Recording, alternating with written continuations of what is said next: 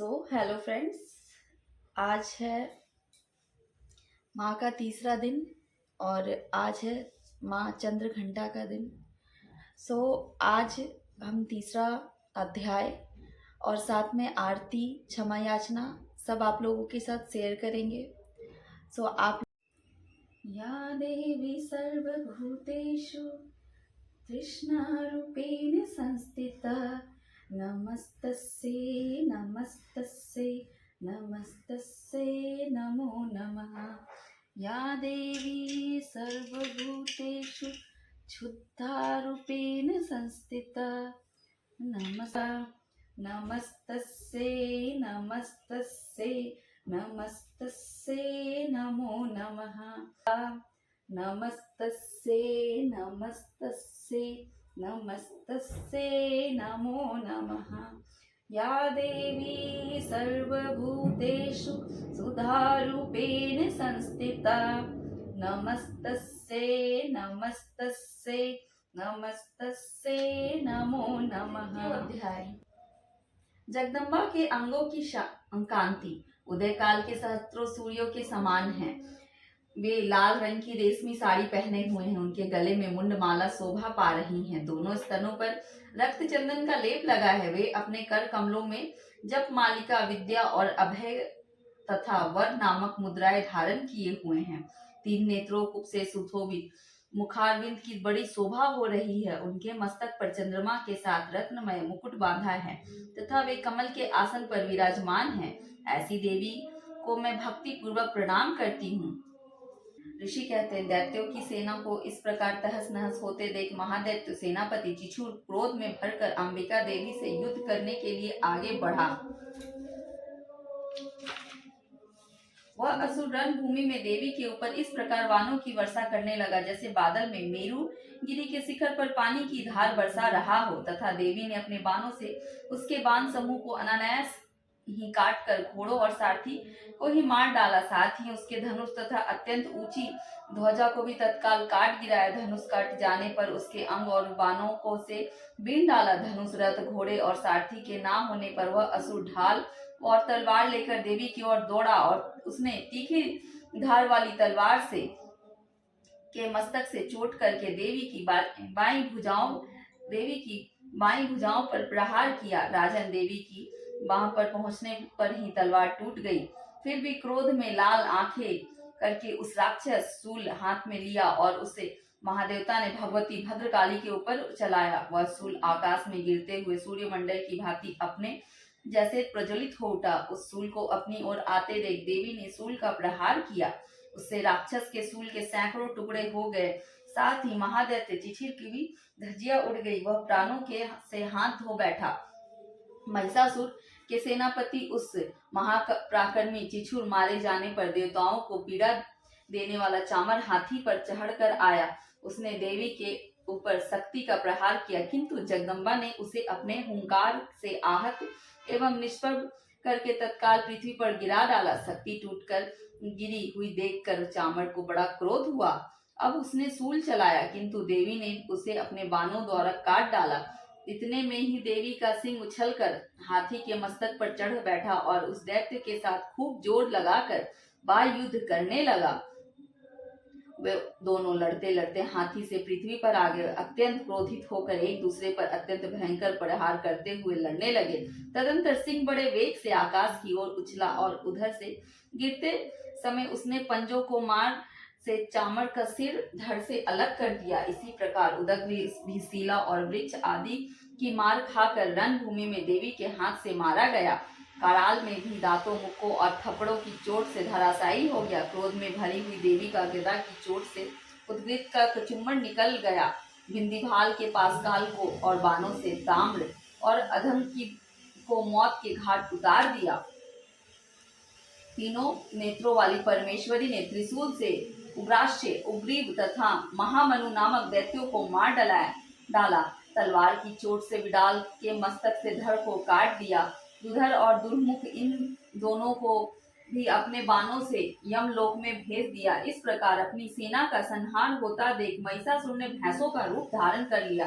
देवी के गणों को त्रास देना आरंभ किया। किन्हीं को थुथुन से मारकर, किन्हीं को ऊपर खुरों का प्रहार करके, किन्हीं को पूंछ से चोट पहुंचाकर, कुछ लोगों को सिंहों की विदिन करके, कुछ गनों को वेग से, किन्हीं को सिंहनाद से, कुछ को चक्कर देकर, कितनों को निश्वास वायु के झोंके से धराशायी कर दिया। इस प्रकार गनों की सेना को गिराकर वह असुर देवी महा झपटा।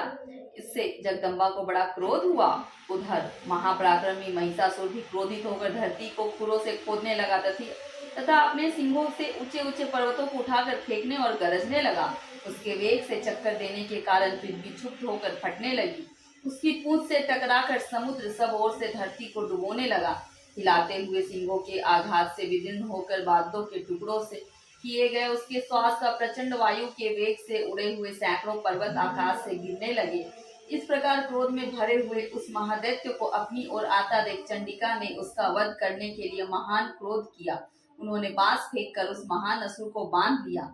उस महासंग्राम में बांध जाने पर उसने भैंसे का रूप धारण कर लिया और तत्काल सिंह के रूप में प्रकट हो गया।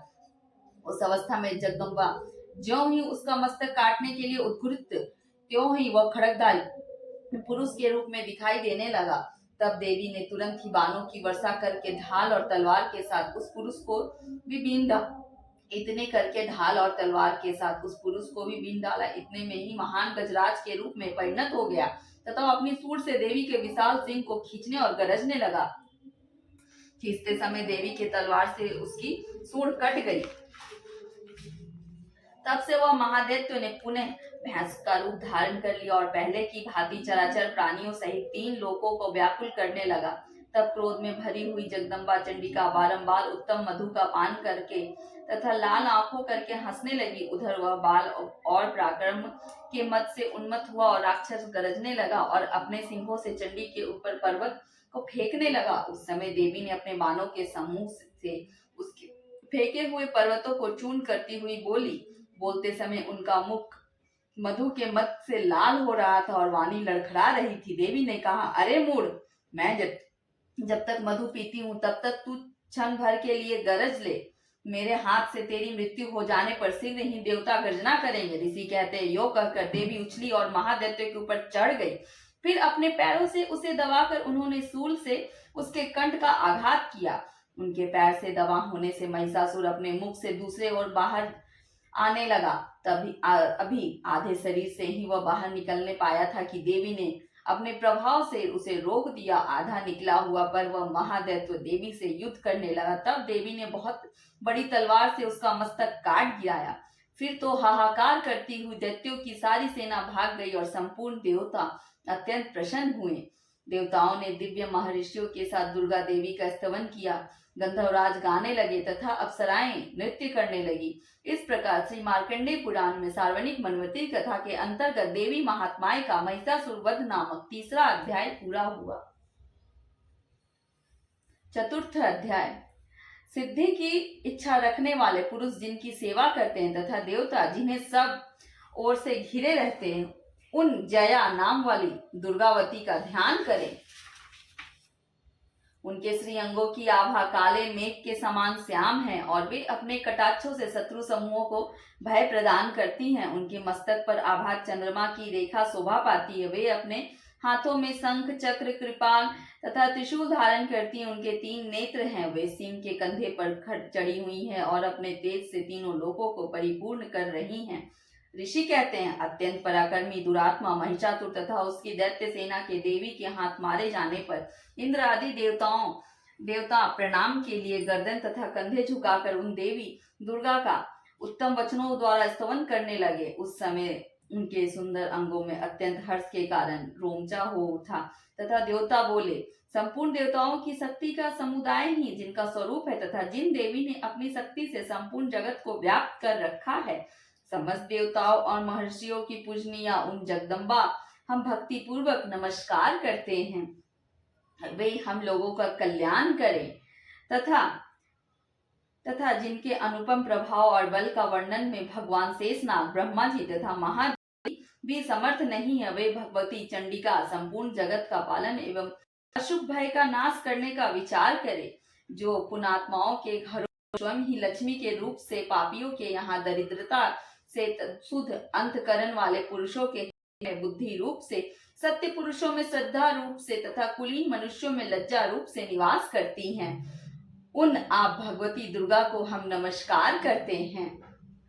देवी, आप संपूर्ण विश्व का पालन कीजिए। देवी, आपके इस अचित्य रूप से असुरों का नाश करने वाले पराक्रमी पराक्रम का तथा समस्त देवताओं और दैत्यों का सक्षम युद्ध में प्रकट किए हुए आपके अद्भुत चरित्रों का हम किस प्रकार वर्णन करें। आप संपूर्ण जगत की उत्पत्ति में कारण हैं। आप में सत्वगुण, रजोगुण तथा तमोगुण ये तीनों गुण मौजूद हैं, तो भी दोषों के साथ आपका संबंध नहीं जान पड़ा। भगवान विष्णु और महादेवी आदि देवताओं भी आपका पार नहीं पाते। आप ही सबका आश्रय है। यह समस्त जगत आपका अंशभूत है, क्योंकि आप सबकी आदिभूत अव्यकृतता पर प्रकृति है। संपूर्ण यज्ञ इसके उच्चारण से देव तृप्ति का कारण है, अतएव सब लोग आपकी स्वधा भी करते हैं। प्राप्ति का साधन है। अचित्य महाव्रत स्वरूपा है, समस्त दोषों से रहित, जितेंद्र तत्व का सार वस्तु मानने वाला तथा मोक्ष की आशा रखने वाले मुनिजन जिनका अभ्यास करते हैं, वह भक्ति विद्या आप ही हैं। आप स्वरूपा अत्यंत निर्मल, यजुर्वेद, ऋग्वेद, उद्गीत के मनोहर पदों पाठ से युक्त सामवेद का भी आधार आप ही हैं। आप देवी तीनों वेद और भगवती 6 ऐश्वर्य इस विश्व की उत्पत्ति एवं पालन में आप ही हैं के रूप में प्रकट है। आप संपूर्ण जगत के घोर पीड़ा का नाश करने वाली हैं। देवी, जिससे समस्त शास्त्रों के सार का ज्ञान होता है, वो मेधा शक्ति आप ही हैं। दुर्गम भव सागर से पार उतारने वाली नौका रूप दुर्गा देवी आप ही हैं। आपकी कही हुई आसक्ति नहीं है। कैटव के शत्रु भगवान विष्णु वत्स स्थल से एक स्थान निवास करने वाली भगवती लक्ष्मी तथा भगवान चंद्रशेखर द्वारा सम्मानित गौरी देवी आप ही हैं। आपका मुख मंद मुस्कान से सुशोभित है। निर्मल पूर्ण चंद्रमा का अनुकरण करने वाला उत्तम सुवर्ण की मनोहर कांति से कामनीय है, तो भी उसे देखकर महिषासुर को क्रोध हुआ और उसने उस पर आप पे प्रहार कर दिया।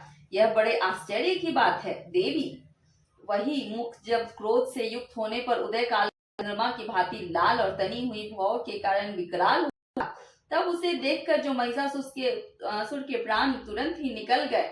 उससे भी बढ़कर आश्चर्य की बात, क्योंकि क्रोध में भरे हुए यमराज को देखकर भला कौन जीवित रह सकता है। देवी, आप प्रसन्न हो। परमात्मा स्वरूप आपके प्रसन्न होने पर जगत का अभियुद्ध होता है और क्रोध में भर जाने पर आप तत्काल ही कितने कुलों का सर्वनाश कर डालती हैं। यह बात अभी अनुभव में आई है, क्योंकि महिषासुर की यह विशाल सेना क्षण भर में आपके कोप से नष्ट हो गई। सदा अभियुद्ध प्रदान करने वाली आप जिन पर प्रसन्न रहती हैं, देश में सम्मानित होते हैं।